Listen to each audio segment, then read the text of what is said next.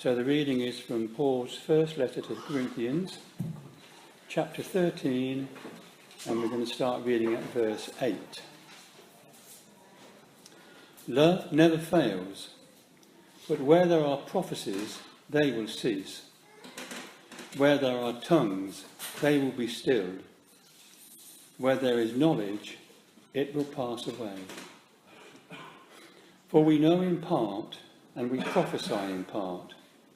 But when completeness comes, what is in part disappears. When I was a child, I talked like a child. I thought like a child. I reasoned like a child. When I became a man, I put away the things of childhood. For now we see only a reflection as in a mirror. Then we shall see face to face. Now I know in part. Then I shall know fully, even as I am fully known. And now these three remain: faith, hope, and love. But the greatest of these is love. This is the word of the Lord. Thanks.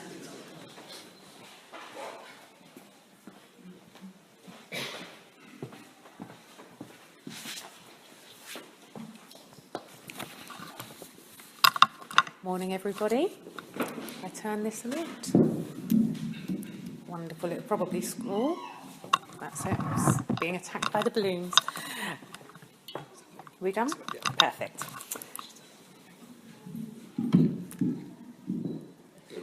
That's it. I'm now not being attacked anymore. Now I can start. Perfect. 16 months ago, the PCC got together one afternoon in the St Nick's Parish office with a chap called Neil Evans from the Diocese of London. He was basically there to guide us moving forward and give us ideas about how to go about creating a mission action plan for us moving forward. We had to talk about what was good about our church, what we did, and what we thought of it. It was amazing. It was a fantastic day, and what we learned is that we do a lot of good here, and there's a lot of fantastic things that go on. But what we really needed was to hone down and to listen to God and find out what we needed to do moving forward. Neil actually suggested a small team be created following on from that day. That team was created of myself, Tim, Dizzy, Sue Brecken and Nick. We basically then had to get together at regular intervals to talk about what we were doing as a church and what our thoughts were, and had a number of small meetings for that. At the very first meeting that we had, Tim opened with a Bible verse, as he did at all other meetings. Where there is no vision, the people perish. I had to give a talk a while ago to the PCC about where we were on this process, and I found myself going back to that particular reading in my Bible. I saw a commentary there that I think is really important to share with you all today. Start believing that something good is going to happen. Ask God for a vision to pursue and believe you can do whatever you need to do in life through Christ. Do not have a give up easily attitude. Let your faith soar. Be creative with your thoughts. Allow God's redemptive revelation to lead you away from dead ends and give you vision for the future. So I just want to say to you all, that's what a vision is, okay? And that's what we need to hold on to here. We felt the presence of God a number of times in this journey to get to today. Each of us in a slightly different way, but that is what the Spirit is like. We don't all find the same things. We created 3 teams. Tim was responsible for looking at our church profile. Some of you may remember a year or so ago, we had a map at the back of church when you all walked in, and we had to ask you to kind of pin down where you were from and what your age range was. From that, on that one particular Sunday across all 3 services, we found out that we had 28 people in the 30 to 40-year-old age group. We had 23 people in the 70 to 80-year-old age group. That was the second biggest. But we also found that on that particular day anyway, that we have nobody in the age range of 20 to 30. We discovered that 65% of our congregation live within our parish boundary, 20% live within the St Nick's parish boundary, and 15% are from outside of all of those boundaries. So that was quite interesting for us to realise. Sue and Dizzy were responsible for looking at history. Whilst this is our mission action plan and looking at moving forward as a church, we also think it is equally important to look at what we've done before, things that have worked and things that we can maybe learn from. We were really keen not to be put off by things that have maybe been tried before, because things do change and people change. And we wanted people to give us ideas and to tell us what had happened previously in the history of the church, because the history of our church is important, as is the future. Nick and I were responsible for looking at community. We looked about where our community is in relation to the census. We looked at what clubs and organisations are about in our community. We looked at, is there something that's missing in our community, something that is glaring that needs to be done?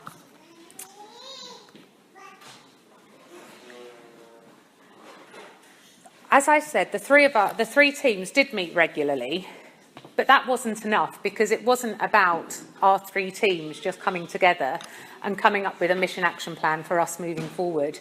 This is about the whole church community and about where God is leading us, because without him leading us, we can't succeed. We need to know that we are heading in the right direction. We held 2 vision nights back in May last year. And at those vision nights, we asked 2 questions. They were 2 quite succinct questions, because we wanted to be certain that we weren't going to go off on a tangent with our own thoughts. So the questions that we asked were, what do you enjoy about St Mary Magdalene? And what areas of our community do you feel God is calling us to get involved in? We were very grateful for everybody that came along to those evenings, and also for those of you who couldn't make it to the evenings but who emailed us or phoned us or we popped around to see, because all of your input was really, really important. Some of the findings from these evenings were, we discovered that you think St Mary Magdalene has a warm family feel. Some of you felt that God had brought you to St Mary Magdalene for a reason. It wasn't necessarily somewhere that you chose to come to. St Mary Magdalene is a strong family. It's a comfort blanket to many of you. People love the wide range of worship styles, that we cater for all different types of worship. People were telling us that they felt that there were lots of lonely people in our community and lots of people that maybe need help. Can we offer respite for people and support for one another? What can we do to outreach the community? And how can we support people in difficulty? How can we support St Mary Magdalene in Mungwe, Mozambique? And how can we each individually grow our faith within our church? We found 3 ways, following on from these meetings, that we felt that we were drawn to move towards: reaching our community, what we do together, and impacting our world. I'm just going to spend a little bit of time now telling you about each of these 3 areas and what we found. So we need a place for people to go, a place to rediscover community. We want and feel that we need St Mary Magdalene to be central to our community. Somewhere that when people think of Littleton, Charlton Village, they think St Mary Magdalene. Let us be the centre of the community. How can we do this? Well, in the short term, we would love to open a regular, inexpensive coffee shop for our local community.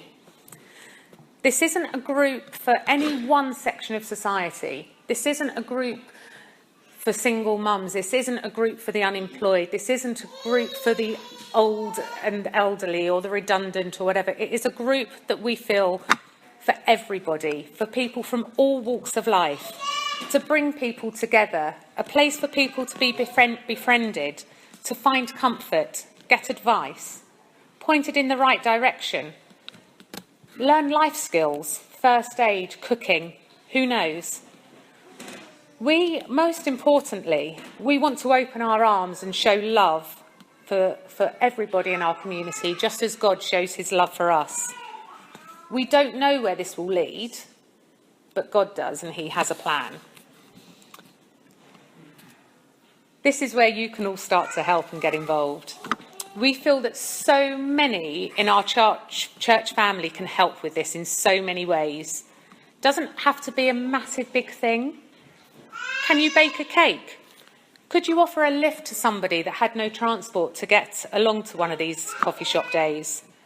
Can you share a life skill? Are you good at sewing? Are you good at baking? Can you just be a listening ear? Can you be someone that can just sit there and talk to people and hear and help them?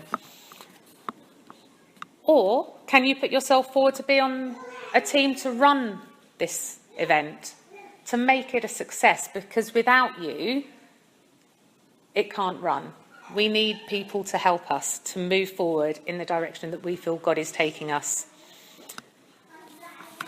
I attend a house group, actually, and interestingly, when we'd come to this point of thinking that this coffee shop was a good idea, we were doing a session called Eat, Pray, Share, which is all about communion and sharing communion and whatever. And I was unable to attend one of them that was about community, but something was telling me that I had to look at the DVD that was shown that night. I just didn't want to just miss seeing what had happened at that house group. So I borrowed the DVD, and I was so thankful that I did, because I felt it was yet another nudge in the right direction, simply because it was talking about a church in Farnham called the Farnham Vineyard, and it was the Harbour team who run something very similar, but they do a Sunday lunch club. And basically, they just bring people from all different walks of life in, people that don't go to church, you know, just people that need someone and need something. And that blessed not only the people coming in to use that service, but it also blessed the people in the congregation, because they felt that they were able to help and show love. Where will this lead in the medium term? That's what we don't know. Could we end up operating an emergency supply centre to help those most in need in our community? Could we offer debt advice? Could we offer help and support that sometimes people don't even know what they need or where to go? And so if we can be there just for people to talk to, sometimes that's enough to start things moving in the right direction. Another prompt, again, that we were heading in the right direction was Tim, completely out of the blue, had a call from the Archbishop of Canterbury's office, who were contacting just a number of churches in the country just to talk about a programme that the Archbishop of Canterbury is rolling out, called the Mustard Seed Appeal. A while ago, you may have heard the Archbishop of Canterbury was talking about payday loans and people in debt.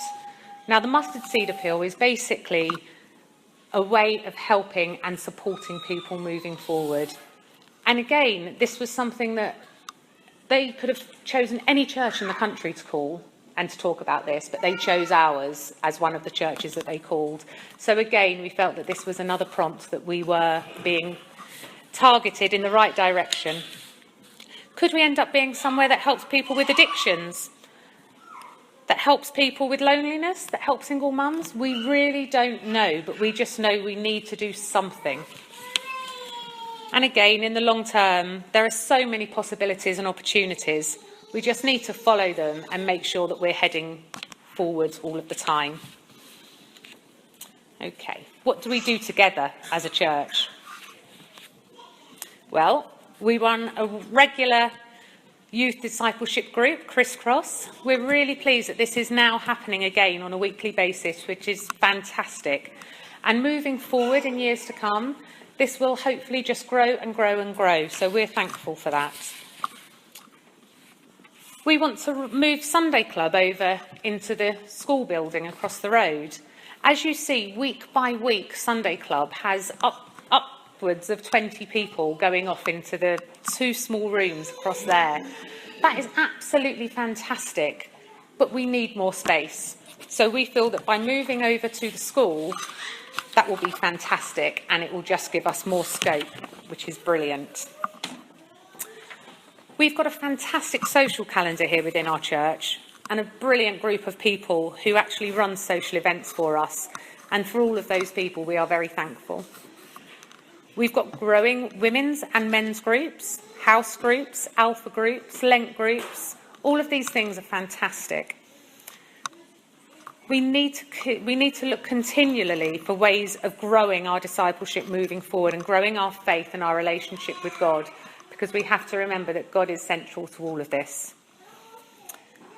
In the medium term, we would love to run a church weekend away by the end of 2019.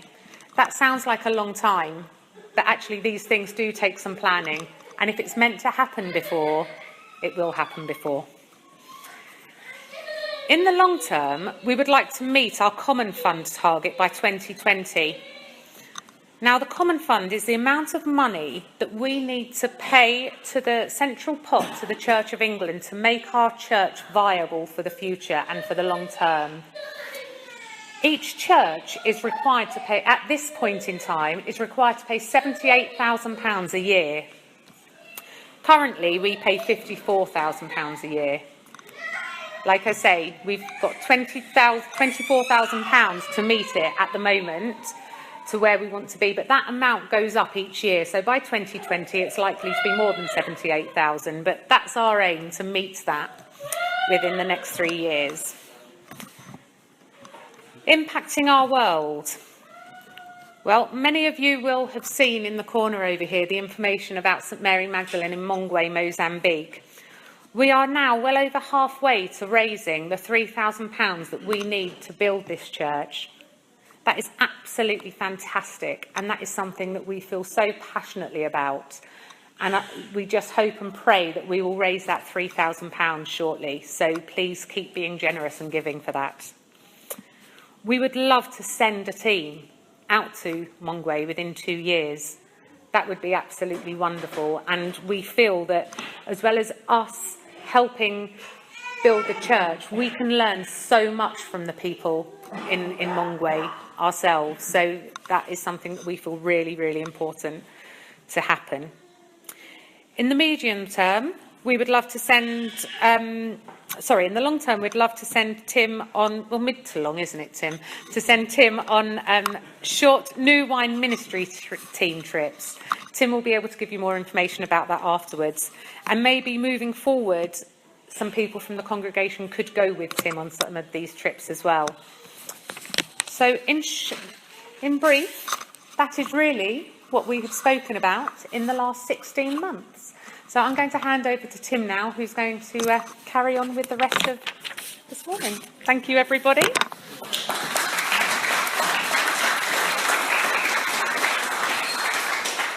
you know what? It's quite a nervy thing to have to stand up in front and do that. James done a fantastic job this morning, as you just heard. Now, it's kind of fallen to me to kind of sum all of that up for all of us as a church with a vision statement about exactly what we're about and where we're going.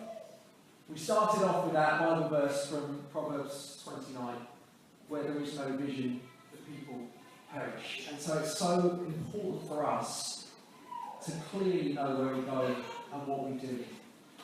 And so often as a church we have some really good ideas, oh, it'd be great to do this, it'd be great to do that, it'd be great to do the other, but actually we want to do the things that are right, that God has called us to do, and not just every kind of good idea that comes along. And although every small local church, every local church at any size, kind of does generally the same things, mixed together to worship and then it goes to tell people about Jesus. There's the two things that we do. Each one has unique characteristics as well. I'm in a unique position in the church, obviously, as the leader, but also that week by week, Sunday by Sunday, I see everybody that comes to all of our different services from every age and stage of church life. And we are quite a diverse group of people, all the way and another, from our different backgrounds, the different types of church service that we enjoy, our different outlooks on life. And I was in charge of, okay, what on earth, in all of that, is our vision statement? What are we about as a church? And I remember sitting down at my desk with these pieces of paper, thinking, right, okay, what are we as a church? I started brainstorming left, right, and centre. And do you know what? I'm really struggling to come up with some kind of unique thing for us. And then it just struck me, why on earth am I trying to come up with my own ideas? Why don't I just go back to the Bible and find God's ideas in the first place? That'd be a far better place to start. And in praying about it and looking, I went back to 1 Corinthians 13, that Greg read to us a few moments ago. Where at the end of that passage it says, now these three things remain: faith, hope, and love. And out of that came a very simple statement. We are a local church growing in faith, hope, and love. So James said at the beginning, we do lots of really good things. But if some of those good things don't fall within that, we need to stop doing them. Because one thing we don't have is a huge amount of resources, both people and financial. So we need to be careful with how we utilise ourselves and how we spend our money. But I really sense through that God wants us to be people who grow in faith. That individually we're growing in faith. And the Bible says that we need to be a people who live by faith. For 800 years, people have served incredibly faithfully in this church. And I believe God wants to keep us to continue being faithful, but within that wants to add us in this time of our church life of being faith-filled. In other words, to believe God for the impossible. Things we can't do on ourselves, but He can do through us. To believe that we're afraid that people get in. To believe that this coffee shop would really take off in a major way, this coffee morning, that we would gather the lonely from the community who would find a home, who would find companionship. There will be people who right now can't work out how to live and manage their lives, but will find that through us and through the love of God. That many lives in this community will be changed. Friends, we cannot do that on our own, but with the help of God we can do it. Maybe some of you have been stirred this morning thinking, you know what, I'd love to go to Africa. Maybe I could go to Mozambique, but I have no idea where the money will come from, and I have no idea how I will cope out there. Believe you me, Mozambique is a country that you would definitely class right now as first world.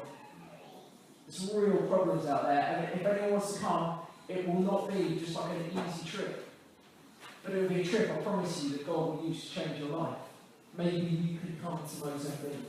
Maybe this morning you think, yeah, I could get involved in helping to run an outfit, or help to get involved in running the youth work, or running in the men's groups or the women's groups, or whatever it is. But I don't feel like I've got the gifting or the skill to do it. But God can use you and increase your faith to help you to do it. And then I believe God wants us to be a people of hope. Be a people who bring hope to this community. Because that's what the followers of Jesus is all about. It's about we bring hope where there is hopelessness. And it's an incredible privilege to do. And then beyond all of that, we are people who live and bring love. That love starts among us. If we can't love one another, what help have we got to show love to the rest of the world? But my goodness, right in this time, in this season, on a worldwide basis, what does our world need? My goodness, it needs love, doesn't it? You know, our country, our world, we're splitting up, we're dividing up more and more and more. But we need to be people to show the love of God. So in concluding, that's kind of where we've got to. That's what we said God called us to be, a local church, growing in faith, hope and love, reaching our community, doing the things we do together better and impacting our world. I'd really encourage you afterwards, if you feel, do you know what, that coffee shop, I'd love to get coffee, I'd love to get involved in that. Come and speak to Jane about it, who'll come and give you more details. If you think, oh, do you know what, Africa, that might be amazing. Or one of those new wine mission trips, I don't know what they're about, that sounds amazing. Come and talk to me about it. And for stuff, again, just about within the life of the church, come and talk to me, come and have a chat with Nick. We'd love to share more with you about that. Let's bow our heads and let's pray. And then I've come up with an idea that I don't know if it's going to be possible, but we're going to do it all well. Brent, if you could go and tell the kids group to sign about it. Let's just pray. Father God, thank you for what you've done in the life of our church. Thank you for how you journeyed with us. Thank you for what you said to us. And now we commit this action plan, this vision back into your hands. And Father, we ask you would take it and you would use it, and through us that you would change lives. The lonely would find companionship. Those in debt will be brought out.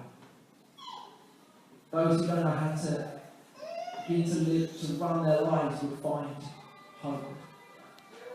And Father, we pray above all that many, many people would come to know you as their Lord and their Saviour, and that you would transform lives with simple things that you do.